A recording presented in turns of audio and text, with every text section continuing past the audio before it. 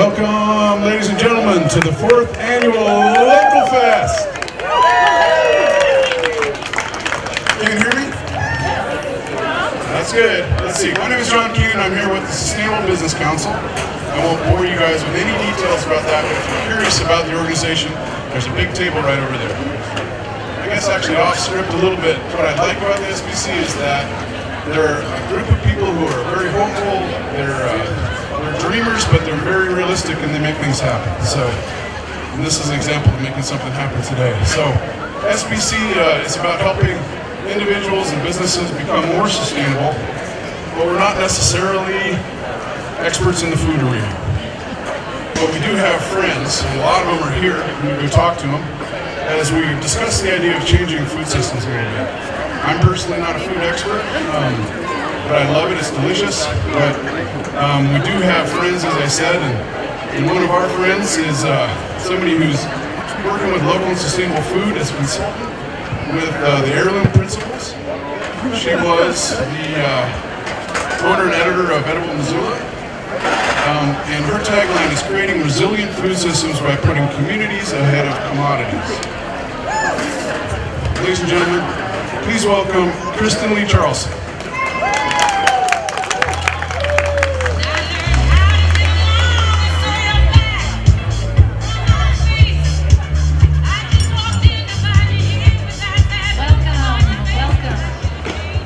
Yes, that is my theme song. We have the judges. Judges, come up, please. All the judges, come forward, please. So I'm going to let you know a little bit about what the event stands for today, the Local Chef Gourmet Challenge. We've got 6 local restaurants and their chefs represented, along with 6 celebrity sous chefs. It's pretty exciting because not very often do we get to have the local chefs collaborate on any level. And actually today is not really collaboration because it's competition. But what's exciting is that you get to watch what happens behind the scenes. The local chefs will get to do some shopping over at the Clark Fork Market and bring back some local goods and whip up some delicious fare. Let's introduce our judges. We're going to try to go fast. We're not going to give everybody a really huge intro because we want to get the action going. But we do want to introduce the judges because they're going to be adjudicating. We're not going to be able to talk to them. I'd like to introduce Marianne for us, and I'm going to read this as I wrote it. It would be impossible to have lived in Missoula for any length of time and have not tasted something delicious created by Marianne. Starting in the 1970s, Marianne realized that downtown Missoula was the place to be and where her creative talents and fondness and appreciation for small, independently owned restaurants could flourish. It did. Her first business was aptly named Independent Catering and Desserts, and then Marianne went on to open the Hobnob Cafe and the now famous Marianne's Restaurant in the Wilma, now known as Scotty's Table. Today, Marianne serves as a private chef to discriminating individuals all over the West, specializing in contemporary American cuisine. Marianne takes inspiration from and is a credit to the culinary giants who went before her. The legendary Julia Child once said, "Find something you're passionate about and keep tremendously interested in it." Marianne Forrest continues to do just that. Our second judge is Rosemary Cochran. She's a sophisticated global citizen and a longtime Missoula resident, private cuisinier who currently works with Missoula's Cottonwood Traders. She has been described by her friends as open-minded, kind, a delightful cook, and someone who loves to dance. Give it up, girl. She has a cat named Leo. Bob Homer is currently working part-time at Bitterroot Motors, where he's worked for over 20 years and recently started as general manager at Evolution Ticketing. His local nonprofit work is astounding, as he has been both Missoula United Way's campaign chair and board president, and served on at least 12 nonprofit and advisory boards, as well as serving as board president of the Chamber of Commerce. Bob is an avid runner, loves Las Vegas, is a great friend, to me included, and to many, and has been dubbed the most interesting man in Missoula. Give it up for Bob. Okay, so let's get started. started and introduce our roll call of chefs here. First of all, we've got Aaron Crowbar from Finn and Porter. And let me not stand in front of you. With his sous chef, Brooke Foster from KECI. What's the weather like today? Recently, on Aaron's birthday, he was pied twice in the face by his coworkers. Hopefully that doesn't have a repeat session today. We couldn't dig up any dirt on Brooke, except that she's from Tennessee, which is not dirt, and she's exactly as she appears on TV, sweet and competent. Noel Mills from the James Bar and Susan Haypatrick, Executive Director of the Missoula United Way. Little known facts here. Noel has James Bar embroidered on his shoes that he custom ordered for himself via the internet. Here's an unknown fact about Susan. Susan is a lobster fanatic and has been known to attend Lobster Fest as many as 3 times in one weekend, or ordered the lobster dinner for 2, hold the sides, and eat both lobsters. Our next set of chefs are Abe Rochelle from Silk Road, along with Erica Blau from Missoula Stampede Rodeo Queen. Abe is a card-carrying member of the Society for Creative Acronism, a medieval reenactment group involving armor, swords, possibly dragons. Erica owns 12 pairs of boots, all cowboy, cowgirl, and has a horse named Harley. Everybody say hello to Walker Hunter from the Pearl Cafe and Tracy Lopez from the Montana Radio Company and the Trail 103.3. Walker is the lead singer of a punk band named Total Combined Weight, which is known for, amongst other things, as being the loudest band of all time. Originally from Oregon, Tracy has never missed an Oregon County Fair in her entire life. And our final team is Todd Engel from the Elbow Room, and his sous chef is Jürgen Roller, owner and brewmaster of Bayern Brewing. Todd and his partner are expecting their first child this October, and Jürgen used to race motorcycles back in Germany, and he has a cat at home named Chubby.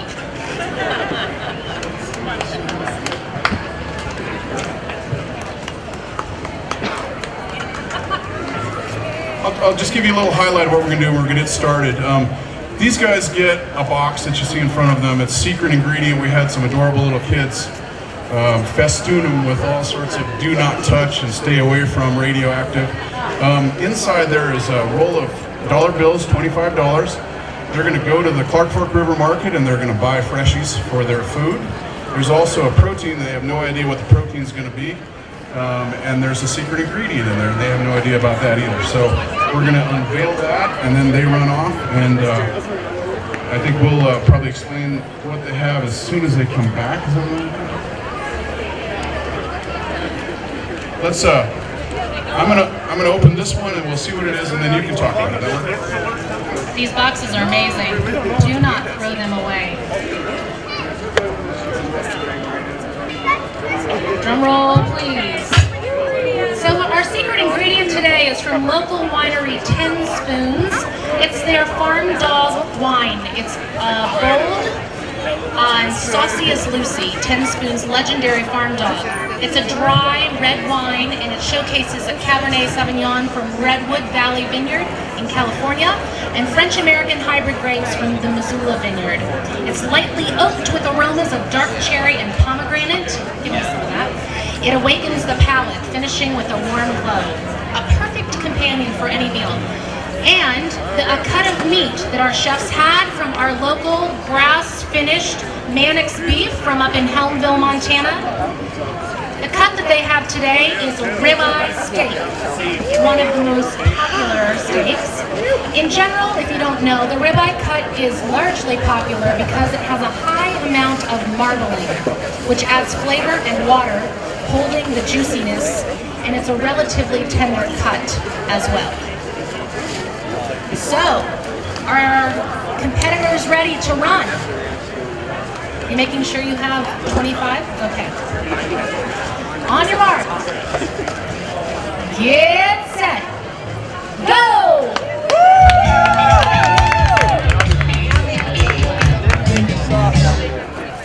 Perfect. Morels, onions, garlic, morels.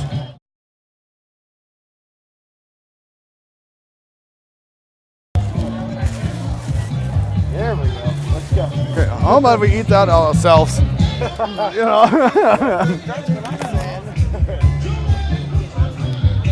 No, that makes it easy because meat is the most expensive part. Do we have like a little basket or something? No.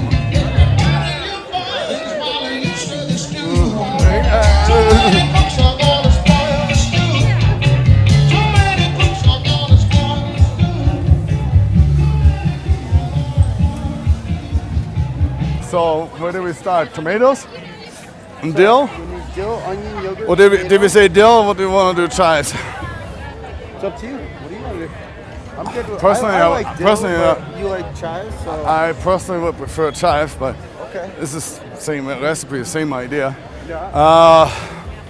The only thing is what I put in that as a If I was spice to is predict nutmeg. something, I would predict- I don't think we can get that here.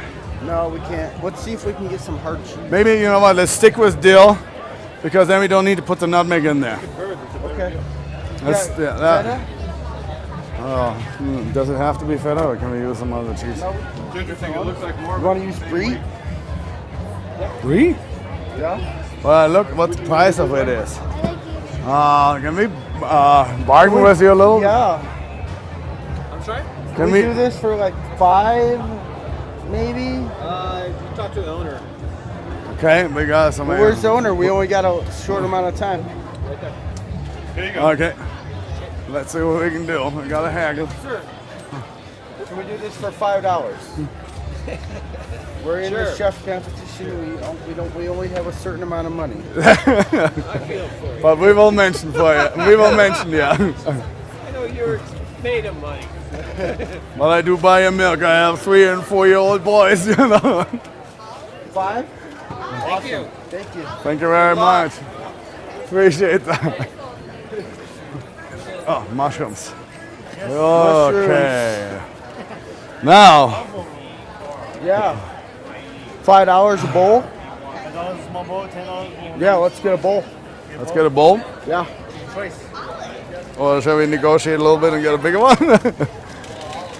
Well, that's probably all we need, isn't it? Yeah, we're only doing 1 plate each. Okay. Those ones look the best though, I think. Okay. Yeah. Okay. So How about $3? $3? Come on. You got them for free out of the forest. No. $4? $4. I'll give you 9 for 2 of these. No, we don't need that much. All right, here you go. Thank you. all right, thank you. Well, let me hold the goodies. So you carry the money and the responsibility, and I carry the product. Okay. Shall we use Dill, green onion? onion. No, it's got a bunch of dill. Let's maybe find somebody that is willing to negotiate a little bit more. They had dill here, but I think they have some other dill. Cucumbers, dill, yogurt. Oh, we need to go talk to Lifeline about yogurt, maybe. Seared endive, that's on the other side. We need to find some potatoes. Or we can't do But that. they have some dill here. Did We you see need to another get place where the they have dill? beets and the baby carrots. Okay. Beets, I've seen them here just about everywhere. Yeah. It's the time of the. By the way, it's one of my personal favorite vegetables too, is chive. But Yeah, we could do that underneath the ribeye. Instead of the. how do you make it? I mean, I chop it up and I use some broth and sauteed onions and salt and pepper and nutmeg and stuff like that, or do you just roll it into it? I would say let's hold off with the chive. Okay. Stick with the plan. All right. Maybe just like you had it, because I think if we start changing too many things, it's not going to be good. Those don't qualify as baby carrots, do they? No. No. What do they have over there? So. Oh, hey, look. That would work. I'd rather go to some place that has the beets too, so we can make a deal with them.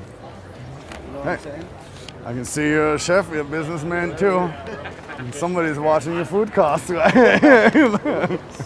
What do they have? We're talking about the bok choy. That's good too. That's what I was and saying. they got the like radishes. grilling the bok.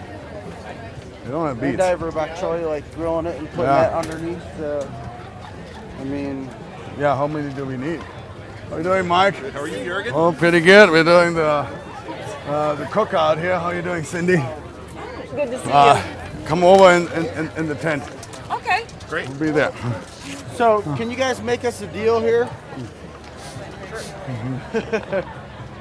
Onion, bok choy, 105 radish. radishes, baby carrots. Or do we want to get those baby onions are gonna taste better?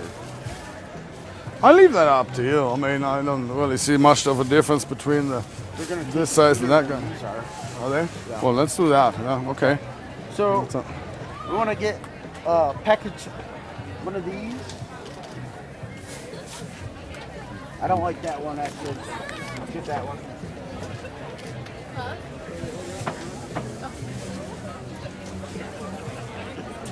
One of these. Carrots. Can we just get like half of this carrots? Half the bowl? Yeah, I can make you a. Because we don't. We'll start getting these going as soon as we get. Yeah. We'll start the vinegar and sugar as soon as we get back there. We need to get cucumbers. Stop too. pickle them. Do we have cucumbers here?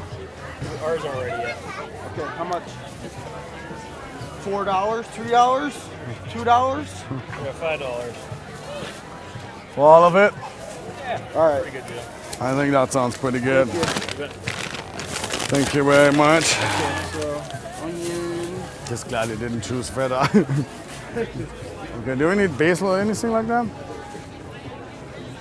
Just asking, not No, we just need the dill. dill and beets. Right? Yeah. Yeah. And I don't know if And anybody's gonna have potatoes.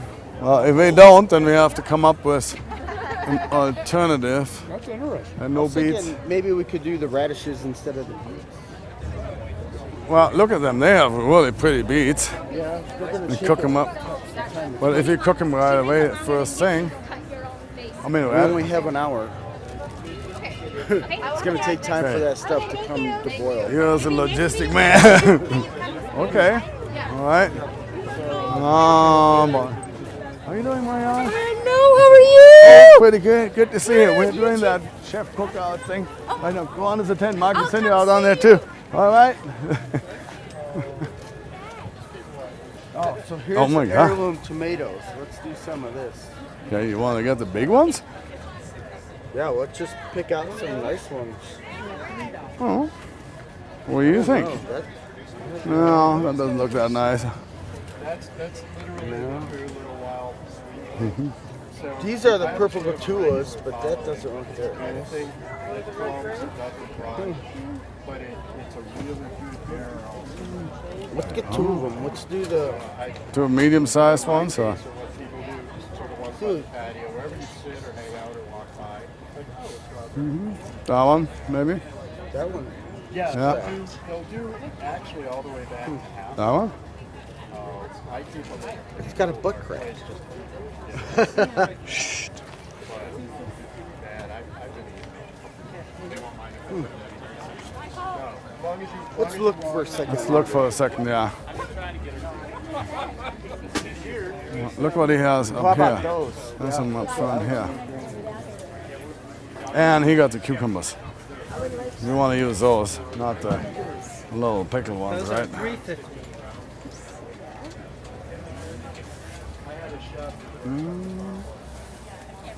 I don't know. That one is probably okay. That variety stays good no matter what size or how ugly they are. We're using them in 2 seconds. They're really good, but it's your call. Well, can you? We didn't get the dill yet, We right? didn't get the deal yet. That dill. Can we make a deal with the heirloom tomatoes and the cucumber and the dill? What do you mean a dill? A deal. Well, you're on TV as you're speaking. I'll go $1 on on the cucumbers, and then everything else. These are $3, and that's $1.50. Okay, that's $4.50. That's $5.50. Can we do that? No, How about 4? I already gave you $1. Come on. $1. We don't We're bargain we're here. giving you You're giving me free grief. advertising. Give them $4.50. I don't need advertising. I sell out every day.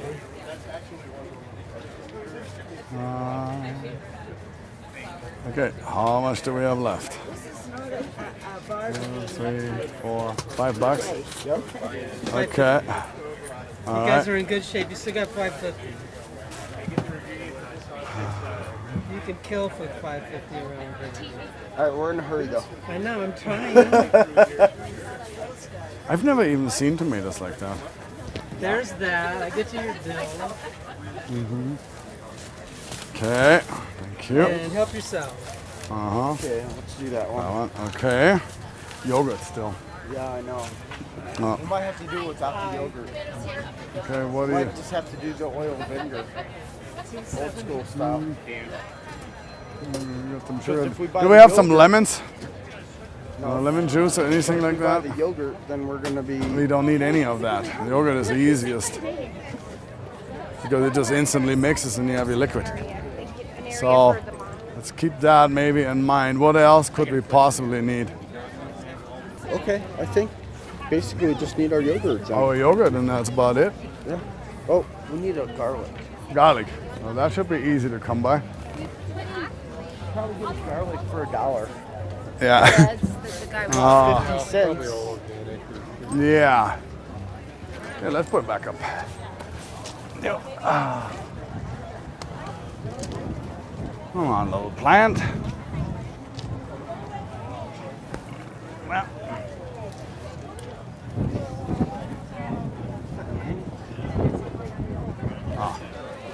Okay. Yeah, I don't think we're gonna find any garlic. Could be you have pickled garlic. Somebody had it, or Ma'am, is that garlic? Yeah, Uh huh. how much? And we need the smallest quantity possible. $1? Give us Well, we'll. $2. no one isn't one. I just need one. $3. Okay, $1. But I just need one. we just need one for the cookout out here. Yeah. 2. $1 and $2. Want to do at least Can I just $1.50. do one? Celebrity chef thing at the Big Tent.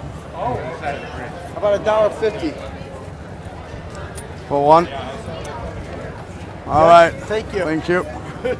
So we got garlic. What else do we need? Yogurt. Let's see if we can find yogurt. Okay.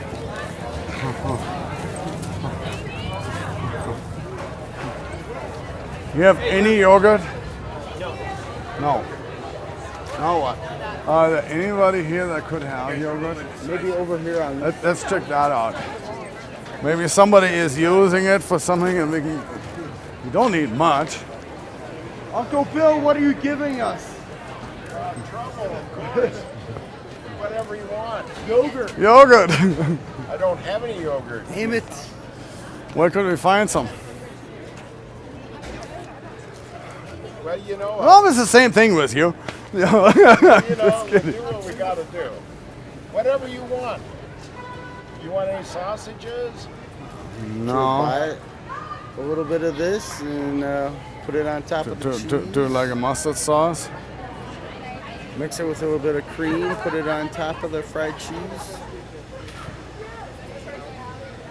That might be something. Sure, that or we work. could put it in the cucumber salad. And that's that honey mustard. It would work pretty well with it. Well, it depends. Okay, what do we got left? We got. There's no potatoes.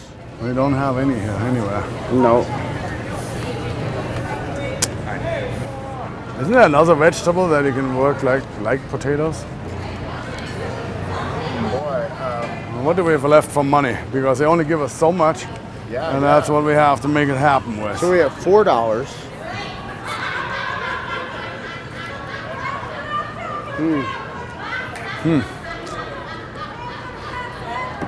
So we couldn't find any potatoes, so we need to revise that. Yeah. How about turnips? Turnips? They cook about as long as potatoes. Well, yeah, I would be frying them, but Well, there any turnips here? I didn't see any, did you? yeah, I saw turnips, but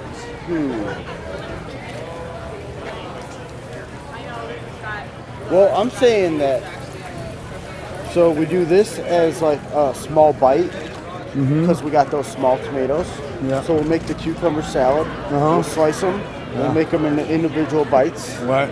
And then we got this with our morels and our wine and our seared lettuce. And then this we'll do our pickled beets. Beating that'd be a lot of half. And then, so instead of the potato pancakes, we'll just make a little salad. So we'll just get a little salad mix. Well, I mean, lack of any other starters we can think of. We'll I make a mean, vinaigrette. okay. So are we gonna get his mustard or? Nope. Give it to us? Yeah, I'm gonna put it on the table. Puts my name out there. There we go. Hey, here, did Huh. you get one of the invitations to Dad's party? No, but thank you. See ya. Okay, where did Todd go? You know what, Todd? I'm a pretty good bargainer. He gave me one of those for free just in case. Okay, so. Don't say that on camera. Sure.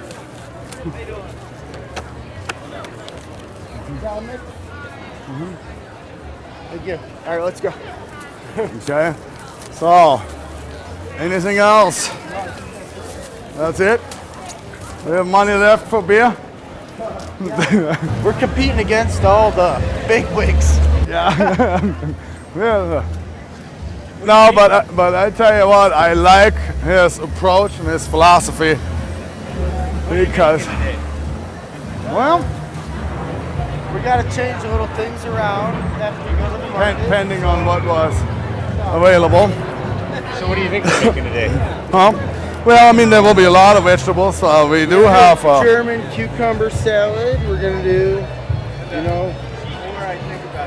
morel seared mushroom. ribeye with the morel mushroom sauce with a fried hard cheese on So it. let's talk a little bit And about then we're gonna do the rules fresh behind this salad competition. with, pickled and how they will be judged. morel wine At sauce. 2 o'clock, the judging will take place by our 3 judges. Each team will create 3 to 5 But I mean, wine is actually Dishes. wine mushroom that. I was going to say entrees, but they don't all have to be entrees, obviously. We're hoping that some of them create dessert. And here's how the judging works. So, they will be judged on their creativity, their presentation, 2 platings. So one for the judges to sample, and then the other one so that you all can see how they're presented and perhaps have a little taste yourself.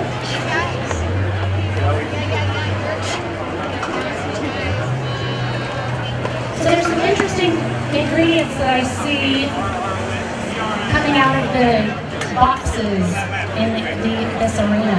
And one of them is flowers. These are lovely nasturtiums, it looks like. Susan, do you know the different ways?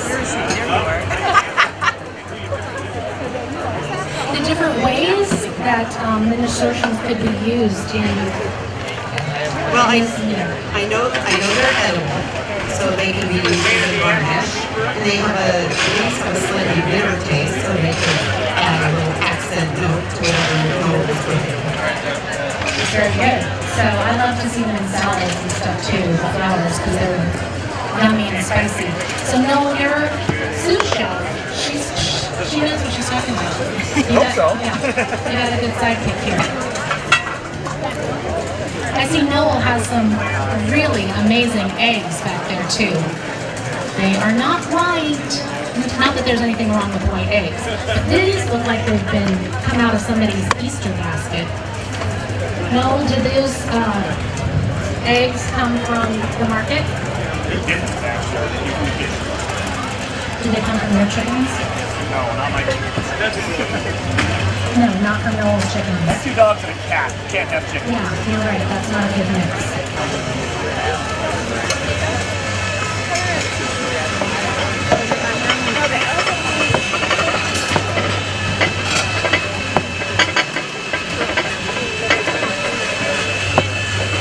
Aaron has a contraption in his space that's making lots of noise. And from where I stand, it's pretty exciting. A couple of other details that I might have left out because there are so many, but the chefs were allowed to bring their own cooking gear and heat source and things like that, and staple ingredients. So things like flour, oil, eggs, salt, vinegar. But they were not to bring any spices or their own secret ingredient. So that's why when they arrived today and got their secret ingredient of the 10 spoons wine, they've got to figure out how to incorporate that into these 3 to 5 dishes that they're putting together. They knew they were getting a protein, so the Mannix ribeye steak, they knew they were getting some type of meat, but they didn't know what it was. So this is a lot about thinking on your feet, thinking about the fresh stuff that you see at the market, what flavors go together, and how you can best serve that up and present it and take home some prizes, because there are prizes, some fabulous cash prizes.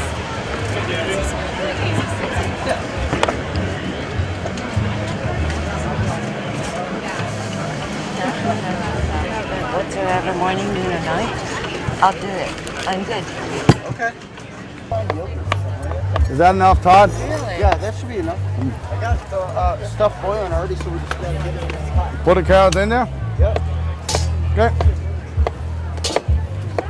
Jurgen, what's going on, buddy?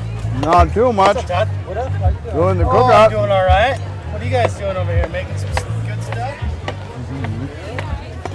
What's going on? What is this all about? I didn't hear about this. Cook-off? Here's Jurgen's secret ingredient.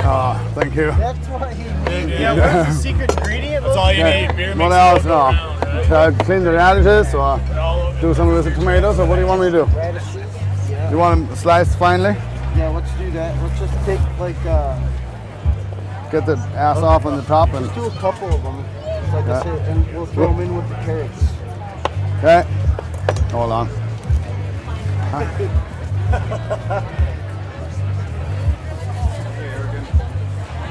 How are you doing, Dave? All right.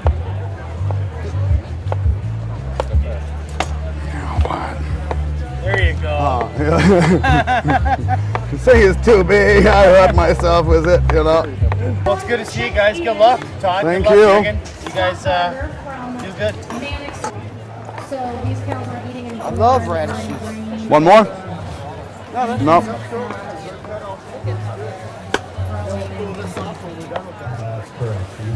Oops. Just an all-grass diet. We Oh well. specifically use some Angus cattle that finish at an earlier age. This is our salad. I was gonna put a little- And we're putting this juice sauce, and I'm I was just gonna kidding. put some onion in there. Onion? Yeah. Little onion in The little ones? cucumber salad. Those? Yeah.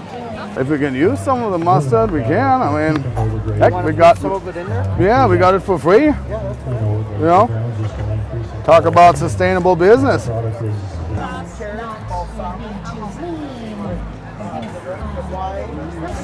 How much time do we have left? Do we know? Oh, you've got an hour and something. Oh, we do. Okay. I always cook with beer. Yeah. No, whether I put some in it or not. Put it right here. Helps Yeah. the dish to whichever way. Marble, that fat is where the good is. So if you're really targeting lean grass beef, you're missing the. I don't have my glasses on me. If I have the big, if I have my big knife, the big knife, I cut myself. Yeah, don't do that. trained for dish construction. Find out one of the things you manage by getting the food and taste right together and together right. The imagination and design, both on flavor and aesthetic. Rambling and I like his approach and his philosophy. He is very much common sense and no nonsense. And it's good food. Mm-hmm. But he can chop a hell of a lot faster than I can. Not cold, so So you got my program. you'll be like having some really nice flavor on there. Should have maybe gotten a little bit of mozzarella, huh? Well, you already got it. I thought you were Oh, okay. tight with that. So you want to get a glove and stir that up and make sure we get it nice and Oh, yeah. maybe taste a little bit, see if we need a Okay. salt or pepper or sugar. Let's try it first and see what the taste is. Let's mix it up. Do we have a little spoon? Try to keep it pretty simple. Yeah. Do we have a little spoon where we can taste the marinade? And restaurants in Portland like Oba. Okay. You got a higher guy. Well, let's try it first without. And then, James Moore, what inspires your food creations? And the answer is the ingredients are what inspire my food creations. that is actually already Appreciate brevity. good mix though. Single thing, if anything, that That's a new changes spoon. food systems in America. I don't think I would change anything about the food world in America. You except try it, maybe huh? outlawing ranch dressing. Did you bring your own balsamic vinegar? It was in the bag. Oops. Let's cut the glove off. Is there garbage here? Yeah, so I was thinking we take Try this. it. It's good. Have you tried it? I was thinking we take that and just kind of like layer it kind of on top of there.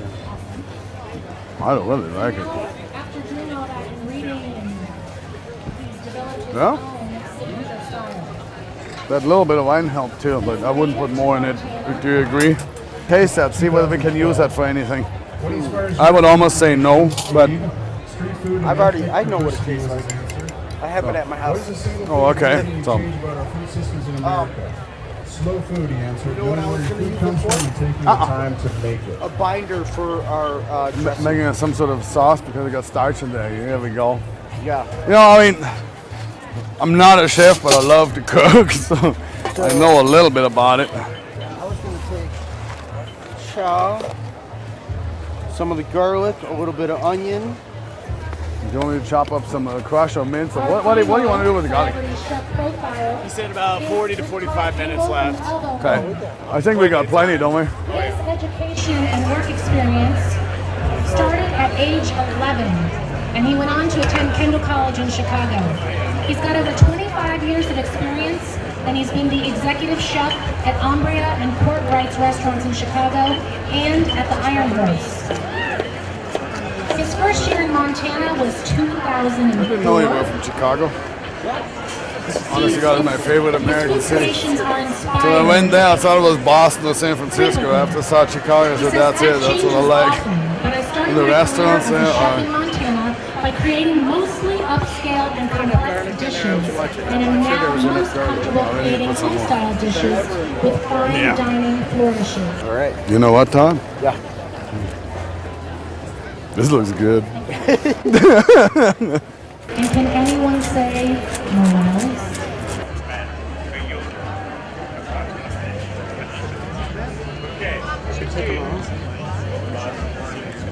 I'm standing with Megan Ducknall from 10 Spoons Winery. She's the manager out there and makes all of the really big decisions, I think. You guys provided the secret ingredient. Do you want to tell us a little bit about that wine? We gave it a little description before, but just tell us what they're cooking with. The farm dog is our estate blend that we make. We blend like this? We grow right up in the rattlesnake. We can grow grapes here, believe it or not. Blended with Cabernet Sauvignon that we got rich from family vineyard in Mendocino. Louder? Sorry. Excuse me. You gotta have something lighter. That was the binder. Like it? Yeah. Anything good here? It's gonna be like it's probably a little acidic, but once it gets mixed with those mesclun, it's gonna take it down. But yeah, like, I mean, it just, you need something else to bind up. I mean, you always do. Cornstarch, I'm using potato starch. And we have Mondamin in Germany, light and dark. Well, you do a roux, but I mean, what did we do here? Pickled vegetables. Still need to cool them off. This guy's good. He really is. Plus, you know what? I just found out that he was from Chicago. And I mean, I've been in Chicago. 3/4 of the United States over the years and everything else, and I always have my favorite big cities. You know, my all-time favorite city is Missoula, but and I visited Chicago in the restaurant. Yeah. Wine. Good. It was really good. I liked it. Just flying into it is a bear. Ooh, I don't know. Plane went like that wind. I mean, you go like this, and the airplane here, but. What part of Germany are you from? I'm from the outmost southwestern part of Bavaria, southern Germany. Oh, okay. If I tip over this way, I'm in Switzerland. I'm in Austria. If I tip over that way, I'm in Switzerland. Okay. Those colors, they're my home. Those are my hometown colors. I mean, this is not what a tourist will wear. You go about another county, and things will change on it. I mean, you see what we call the shiny body. That kind of knife, shoes, everything kind of matches. Yeah, I'm good. You good? Oh. These are gonna be super nice, like all like just gently warmed up, like in the sun. Yeah. So it's like The last thing what you want to do is have them out of the ice cold refrigerator. Yeah, exactly. Besides, I have sensitive teeth. Well, We did put pepper in my beer. It's okay. I don't want it. We don't want it. No.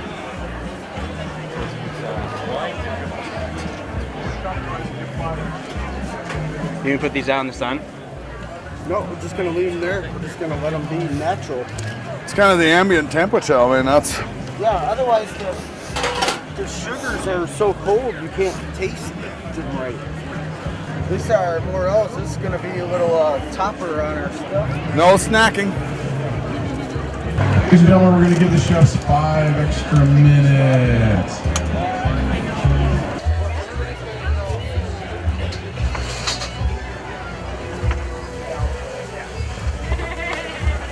So we didn't really explain as much about what the chefs are faced with challenge-wise, but somebody just reminded me to kind of explain what the chefs had to work with. All they had was this piece of protein, which is the ribeye beef from Mannix. And then they had a very limited pantry, which was sugar, butter, flour, cream, milk, salt, pepper, no spices, and we let them have vinegar at the last minute because they were whining over that. So it's quite a challenge. And then this, for folks who are just walking up, the secret ingredient is wine and a ribeye steak. So just a few minutes, I think about 20 or 25, we're gonna call the bell, and we're gonna tell them they need to start finishing up. So.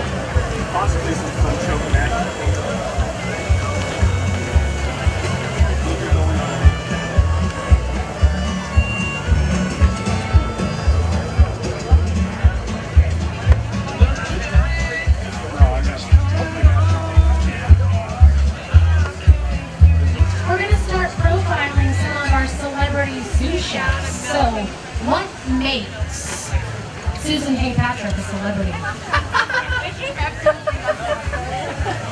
Discussion. Well, Susan's been in Missoula over 10 years. She started here with her own consulting business, and now she's been the CEO of the United Way for over 6 years. She oversaw the transition to the new structure of the United Way. So we asked Susan, what is your favorite thing to create in the kitchen? Anything! Exclamation point. I love to cook, and I'm probably best known for my baking. I bake at least once a week. My response to every happy event or crisis, large or small, in my friends' lives is, what can I bake? What are your favorite travel locations? She said anywhere. Loves road trips, long flights, train rides, foreign countries, Montana destinations, and visiting anywhere in the U.S. New York City and Hawaii are special favorite destinations, along with her tiny hometown in rural Connecticut. What town is that, Susan? Cornwall, Connecticut. 800 people, Cornwall, Connecticut.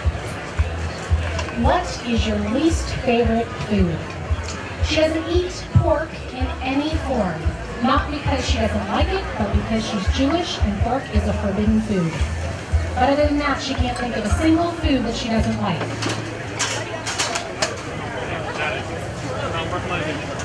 We asked her who of all time, and of those who have ever lived on earth, living or dead, would you choose to dine with?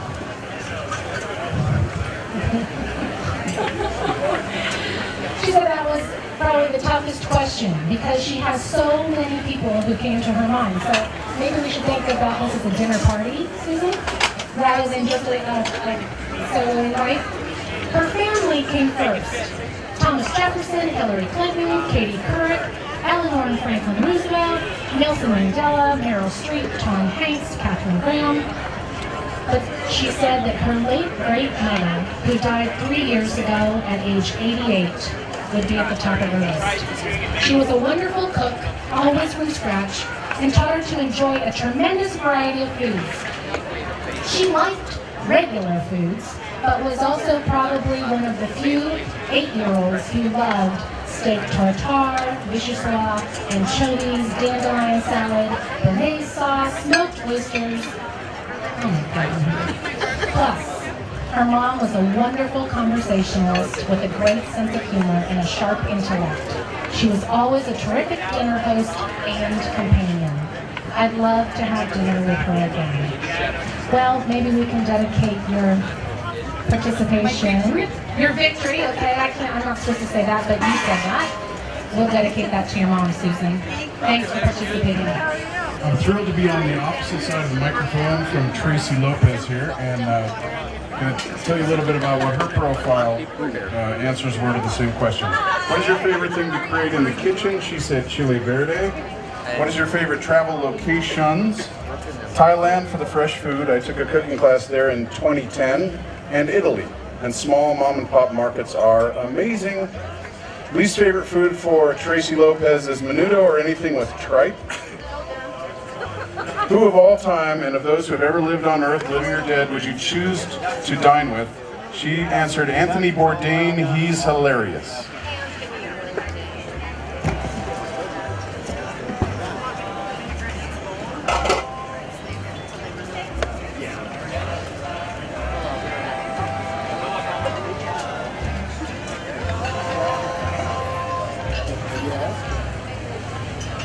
Yeah, we're down here at the cook-off. We're going to talk a little bit about Brooke Foster, meteorologist, KECI TV. What is your favorite thing to create in the kitchen? And she answers, I like my crock pot. It's easy and it always turns out perfect. You can even make yogurt in those things. What is your favorite travel location or locations? Right now, the Oregon coast. I like all beaches, especially ones that aren't too hot. That helped 3, a lot. what is your least favorite food? I'm a picky eater, pretty picky, really picky. My top 5 least favorite items would be tomatoes, artichokes, olives, blue cheese, or green beans, unless you cook them with bacon. And that, throw those in the crock pot. Who of all time and of those who have ever lived on earth, living or dead, would you choose to dine with? She answers, since I just read Amy Sedaris' Hospitality Under the Influence, I would have to say Amy Sedaris. I bet it would be a hoot. If Amy was unavailable, I would choose my grandmother. She made the best pinto beans and cornbread around. So our next celebrity sous chef profile is with Erica Blau. She's the Missoula Stampede rodeo queen. That was a mouthful, sorry about that. She did her student teaching in Corvallis, and she recently graduated from UM. She's active with Campus Crusades for Christ, Relay for Life, and Kappa Alpha Theta. So we asked Erica again the same questions, but what is her favorite thing to create in the kitchen? She loves cooking breakfast, but any time of the day. What is your favorite travel location? My favorite place that I have been was South Africa, but I would love to go to Florence, Italy someday. Her least favorite food. I can't read this one. 25 after. Erica, come on. If it's not fried. She likes Oprah fried, but she doesn't like it any other way. Who of all time, and of those who ever lived, living or dead, would you choose to dine with? I would choose to dine with Betty Locke Hamilton, founder of Kappa Alpha Theta, the first women's fraternity that has changed the lives of so many women, including my own. Thanks, Here, you want to answer your own questions here? We've just been reading them, but you seem like you're relaxed. Yeah. What is your favorite food to cook? That's you right there. Well, we have a lot of different, but I know, of course, being from Bavaria, roast pork and dumplings, I mean, that's your standard dish, and I wouldn't say I could eat it 7 days a week, but at least 6.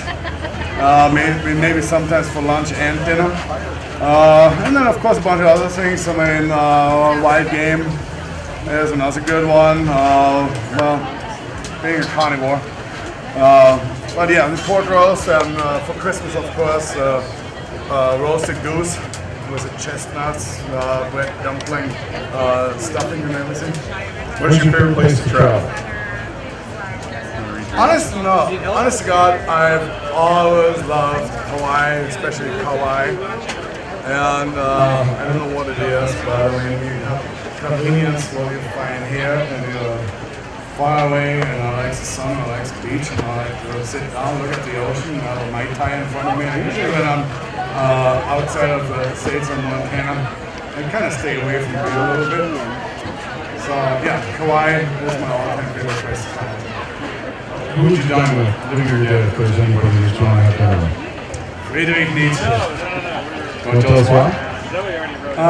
Friedrich Nietzsche, at the turn of the 19th and the 20th century, he was probably one of the most controversial people that lived.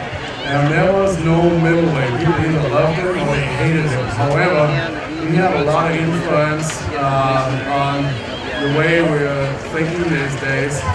And it's like, I wouldn't call him an idol, but when I look at things, I like to get my own opinion. I don't like to be spoon-fed my own opinion. Even like this is philosophy.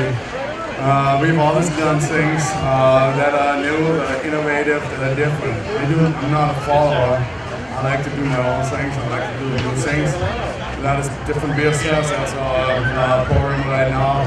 Actually, instead of just plain old what I call recycling product and crushing to make something less worthy, we actually some reuse things. Nobody else does it. There's one company in Philadelphia that still does it. We're the only ones that are doing it. And I like to do new ways and maybe criticize. I have lots of critics and a lot of people that appreciate it. So philosophy of Nietzsche, the thinker, I mean, really is something that can inspire you to think on your own. Thank you. John, I just wanted to highlight that Jürgen's the only male sous chef. Male sous chef. That's true. And no female chef, so. We've tried, this is our 4th competition. We've always tried to get women, and we haven't been able to get one yet. So if anybody's in the audience who wants to be a female chef or one of these, let us know. We'd love to have you. We have 18 minutes, and we're going to call it, and then we'll bring the chefs out one at a time. They're going to put their plates out, and they're going to tell you what they did, and then the judges are going to be tasting, adjudicating, and then we're going to give $500 away to the first prize chef, $250 to the second place chef, and then $150 to the third place chef.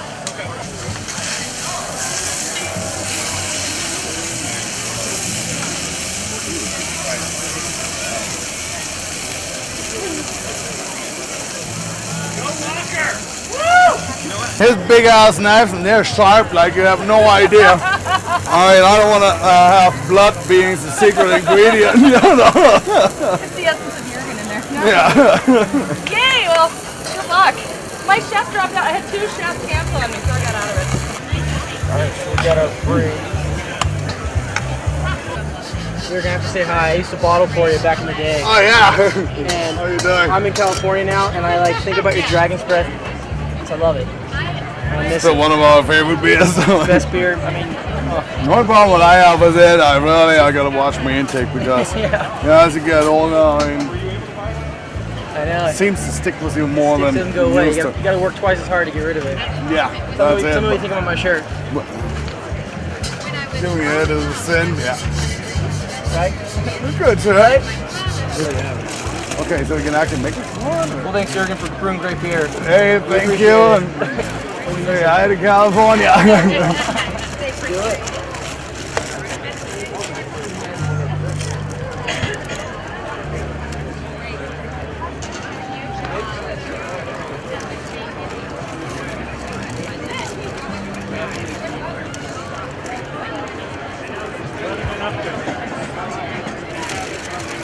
Oh, you've done that before. Okay, wow.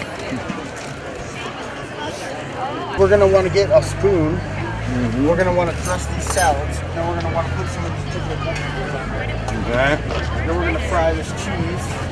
We only got a couple minutes left, so. Are we still on time? Yeah. Okay.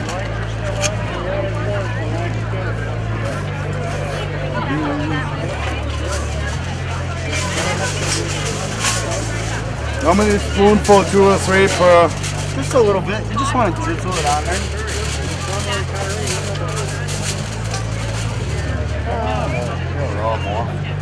Yeah, that should be enough. And then we'll pull out some of the pickled vegetables. 5 minutes and counting.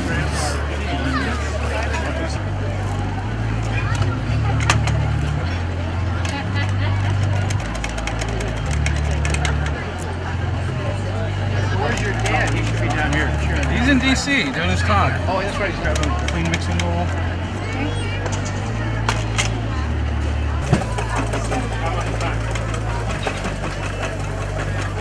6 minutes to the end of the chef challenge.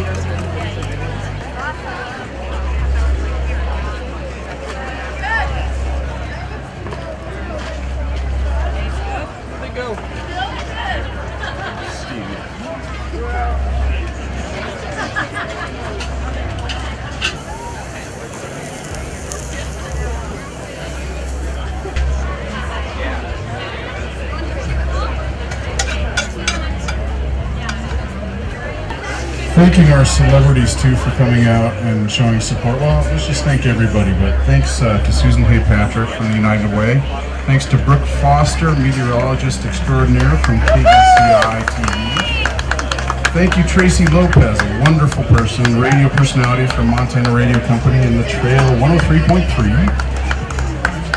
Thank you also, Erica Blau, Missoula Stampede Rodeo Queen. If you haven't seen her up close, she's got quite the hat on. Go take a look at her. Thank you also then to Jurgen Knoller, owner brewmaster of Bayern Brewing. Thanks for coming out. Thanks for helping us. While we're thanking, let's also thank Mannix Beef for their contribution of the ribeye steaks that are being used in the competition today. You can find Mannix Beef at the Clark Fork Market every Saturday, right over here to the east of us. You can also find them at the Good Food Store and through the Heirloom Project. Also, let's thank 10 Spoon Wines for contributing their farm dog as our secret ingredient.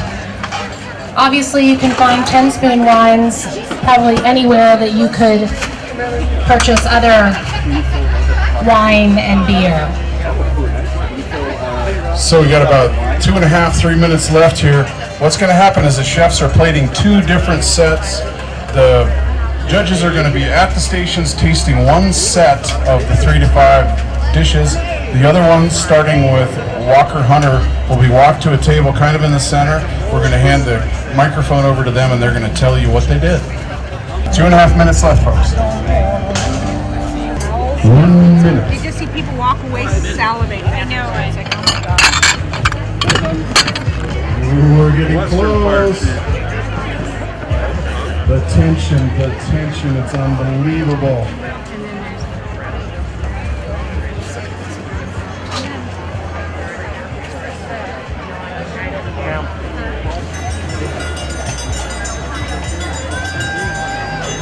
We are done. So we can have Walker Hunter walk on over here to the center area. He's going to tell us about his creations today, if he's ready.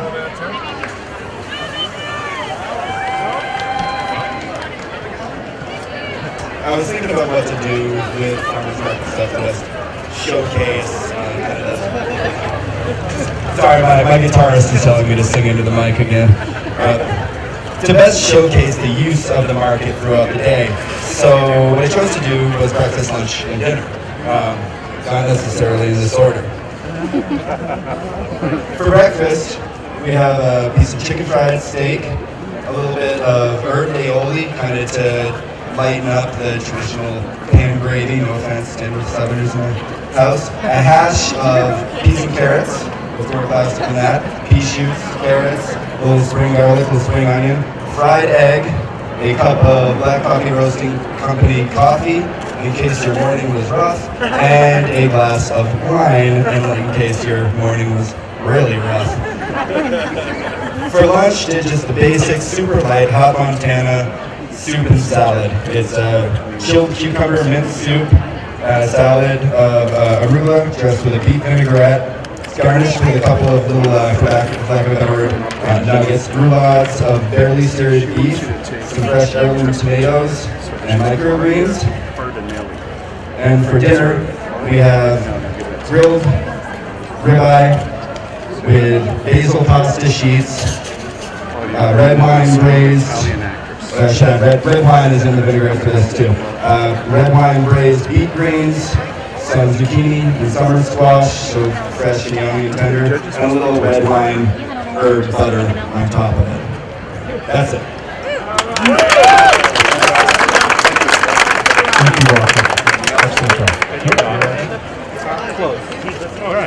So if you guys can see these plates, local food is also beautiful. That is amazing. Those colorings are stunning. So we're going to tell you a couple funny little things that we found out about our judges who are right now tasting these amazing dishes. Rosemary Cochran, her hometown, she splits between Japan Here's Rosemary. and New York City. Her favorite TV show of all time was the UK version of Shameless. It's a really good program. They're all dysfunctional in it. I love it. And her celebrity doppelganger is Claudia Cardinelli. Yes. Did I say that right? An Italian actress. Nobody knows me. Well, I know. You do, eh? and she has visited currently 4 different continents.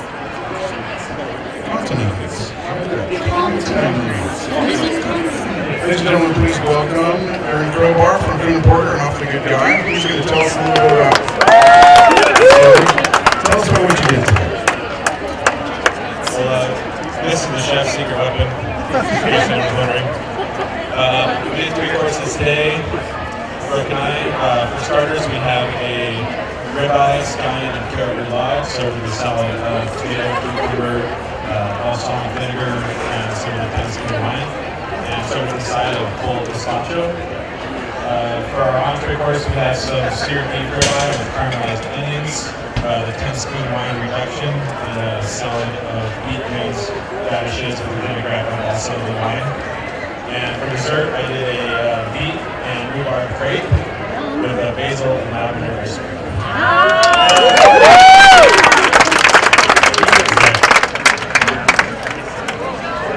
So I just want to point out on these dishes here, if you see that lovely color in the middle of the seared meat, for those of you who have not yet stepped down into the grass-fed beef rabbit hole, you don't want to overcook it.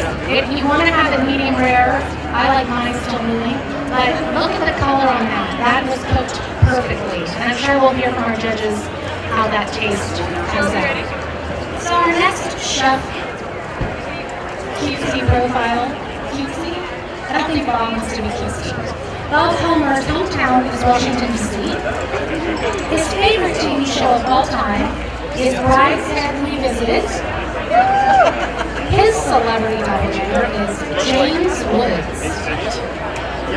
And he has visited 2 continents visits, but he is definitely ready to visit more.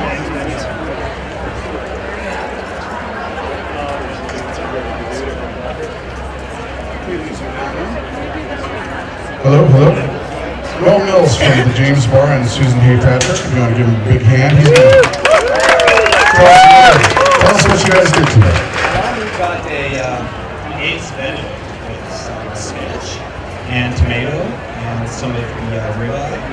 We made hollandaise, which I flavored with some nasturtium lettuce. Or actually, I flavored the hollandaise with the leaves of nasturtium and then decorated that. And then we did some skewers with some grilled bok choy, some basil, radishes, and then the entree is some sunchokes with some melted spinach, some braised radishes, and 10-spoon wine, and I think that's it. Oh, there's a 10-spoon wine scotch, which I put some roasted tomatoes and some roasted onions in and finished with some butter.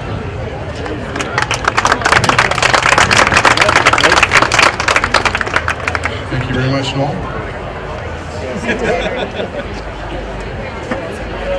I love the use of the bok choy as the English Thank you. So our next chef cutesy profile. Judge, not chef, sorry, Marianne Forrest, who is a private chef. Her hometown is Missoula. Her favorite TV show is the original On Earth, and her celebrity doppelganger is Linda, the Good Witch of the North. She's visited 2 continents, Europe and North America. Abe, now I know you've helped me. I know you helped me with your name before. It's like Risho, yes. It's like wish. I know, she's done that for 30 years or whatever. But Abe is he's with the Silk Road, and he's going to tell us what he did today. Thank you, John. We're going to start over here with our carpaccio. It's seared off in red wine syrup and marinated red wine after it was cut. It is served with a gazpacho or garlic, ramps, sweet greens, and cucumber. There we go. And a little bit of garlic in there as well. Our second course is a ravioli that is filled with chard, some crispy beef, and feta cheese. On top we have some flowers and zucchini greens. Our entree is a salad. The salad is tossed with a red wine aioli. And marinade on the steak, we have a butternut spice with espresso, seared off, very rare, sliced thin. And our dessert, we have a gold tomato sorbet with a beef jus and red wine syrup. So,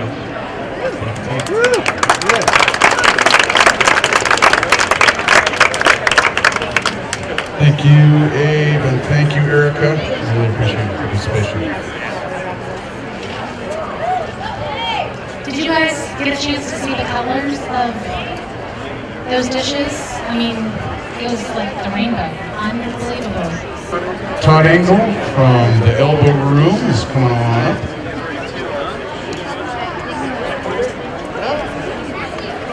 It's like something new and different here. Todd, what can you tell us about your creations? We like to go really simple. We're going to have a lot of fun with it today. We've got the purest things we can find at we really try to get something fine. So the first one is mixed green salad. We did marinated balsamic red wine, radishes, and baby carrots. Balsamic vinaigrette. Put the microphone a little closer to your mouth. And then the second one was heirloom tomatoes. It was kind of, Jurgen and I talked about it. It's kind of like grandma's old school dill cucumber salad. And then here we have braised endive with seared ribeye, fried brie cheese, and morel mushroom seared red wine sauce. An awful lot of fun, and thank you for staying with us up here long. You guys better hurry up because I'm going to eat. So, Todd, really quickly, can you tell us, you said brie cheese. Now, obviously you guys weren't over there making brie cheese, and you weren't supposed to bring brie cheese. So where'd that brie cheese come from? It came from Lifeline. Did you guys know that we had a local cheese purveyor who makes brie cheese? From Victor, Montana. You can find them over at the Clark Fork Market.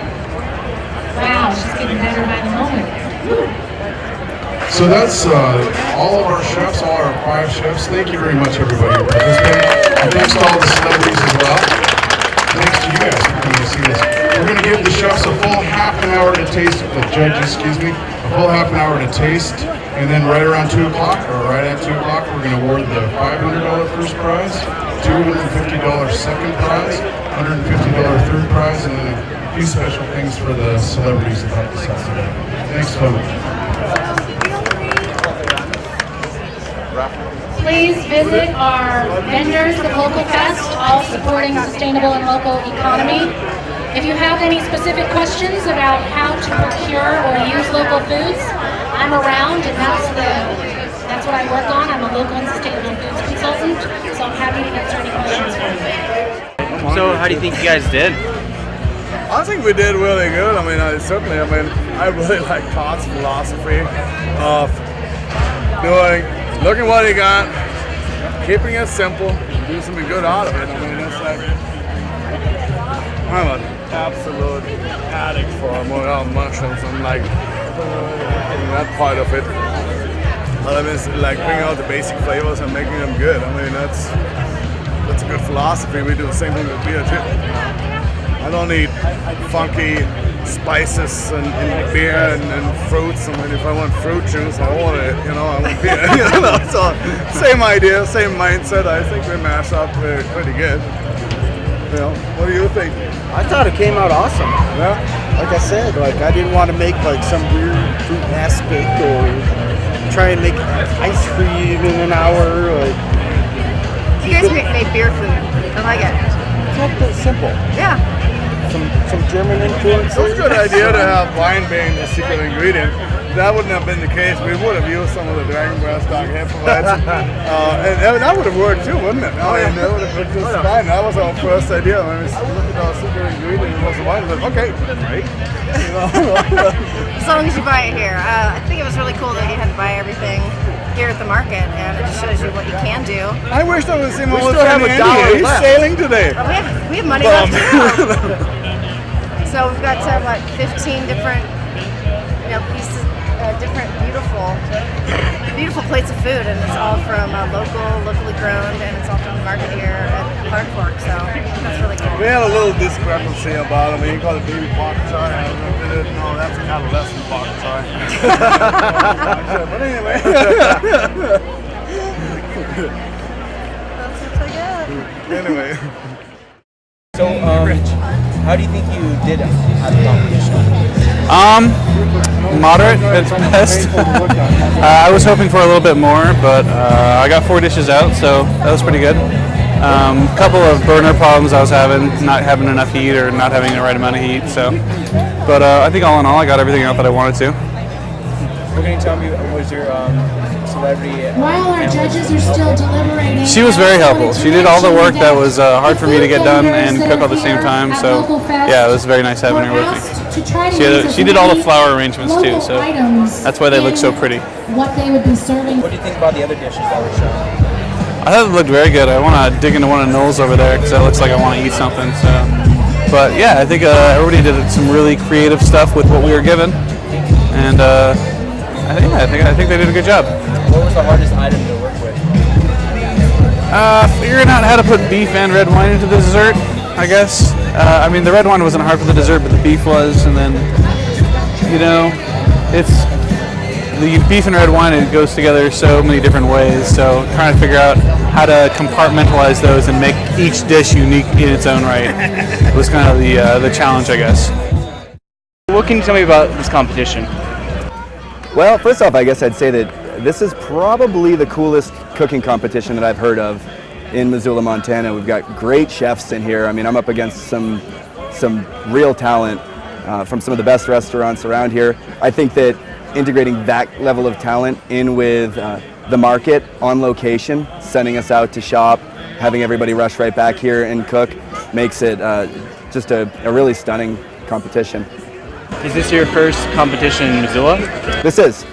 I've done some other smaller competitions back home in New Hampshire, but How can you compare this competition with those ones? this one's far more element minute.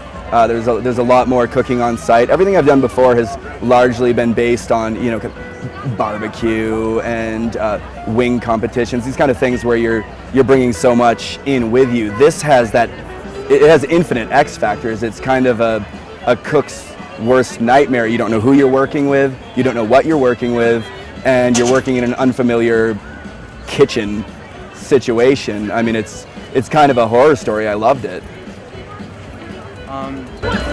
If you could go back, what would you have done differently today? If I'd gone back, I would have slowed down earlier. The addition of an extra 5 minutes plus just the length of an hour being longer than apparently I think an hour is, kind of set me at a place in the middle where I was just getting done too fast, which was not something I'd anticipated. What can you tell me about some of your competitors? I know all of these guys. Some of them I've known quite a while. Aaron Crowbar I've known for 7 years now. We used to be neighbors.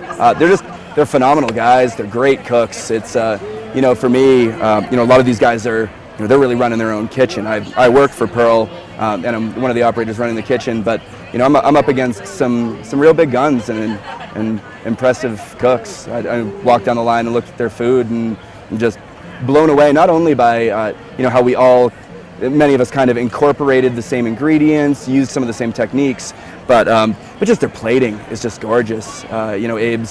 Abe's chilled soup in there is just something that should be on the cover of a magazine, and Aaron's dessert just was inspired, to name a few.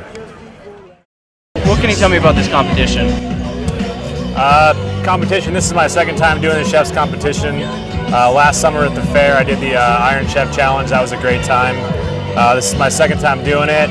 It's always fun. It's the longest hour of your life. It's crazy. So, what can you tell me about what you made? Tell me about your dishes.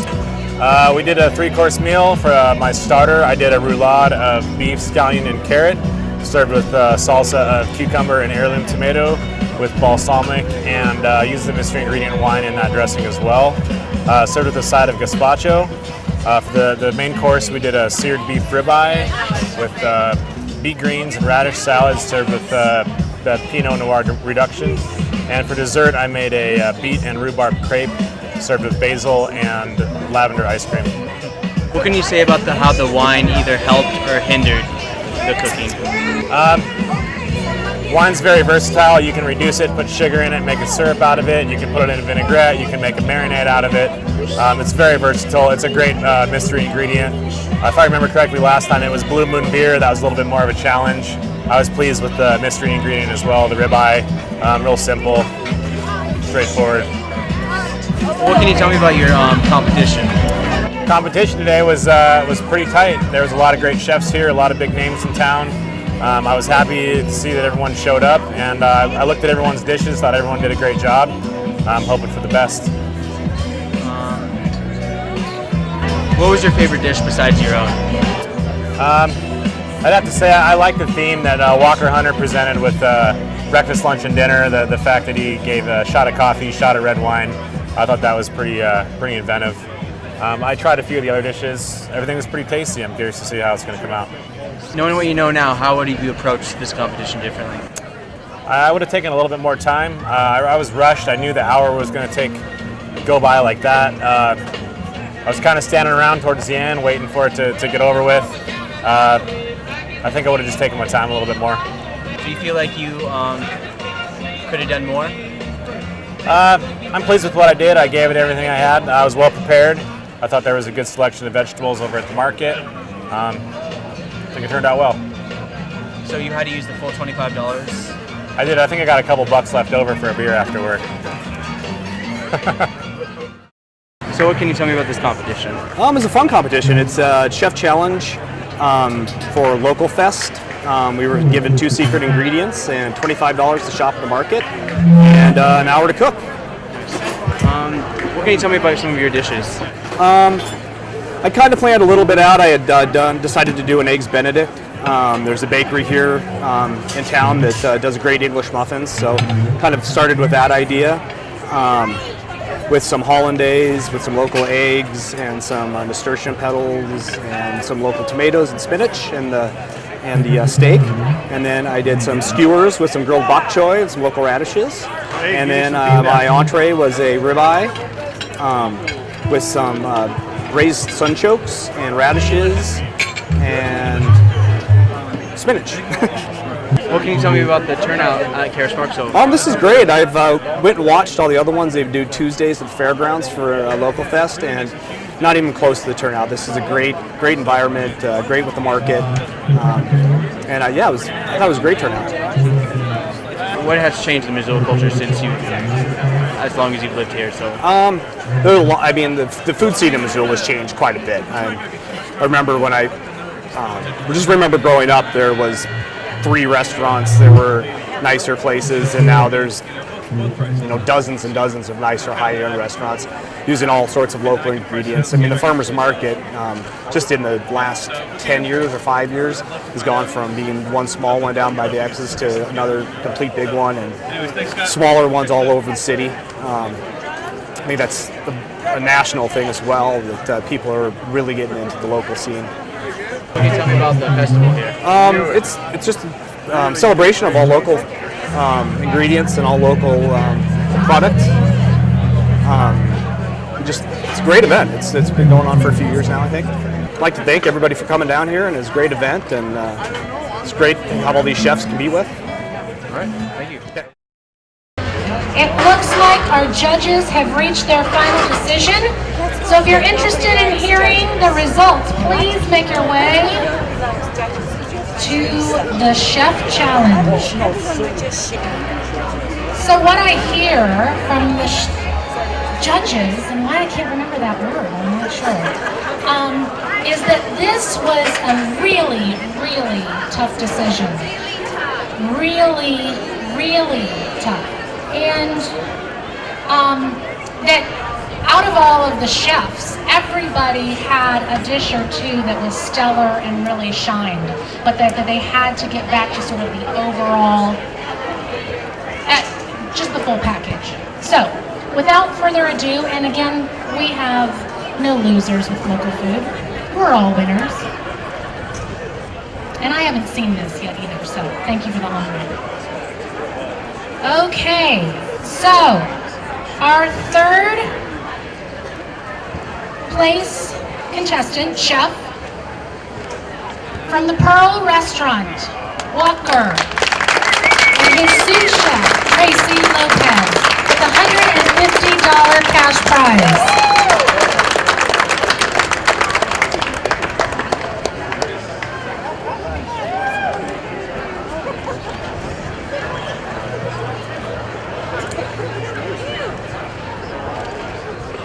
Our second winner is from Finn and Porter, Aaron Crowbar, and his sous chef Brooke from KCI with $250 cash prize.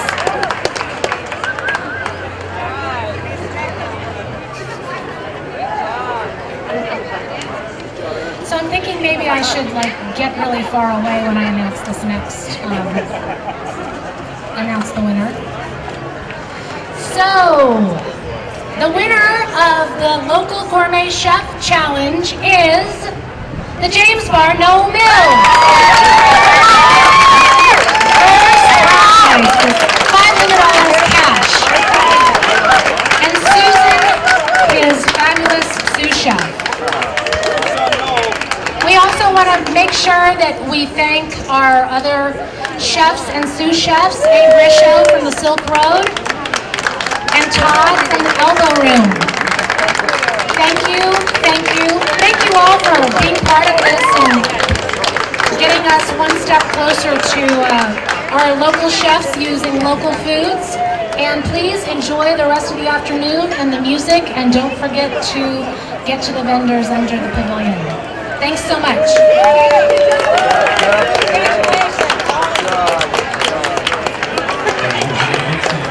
Get some music started here. And I'm Nathan Zanoni, I'm the director of the Child Wind Guitar Program, and here we've got our advanced student quartet, the Bella Corda Guitar Quartet. And these are all guitarists who've been playing together now as a group for about 7 years, performing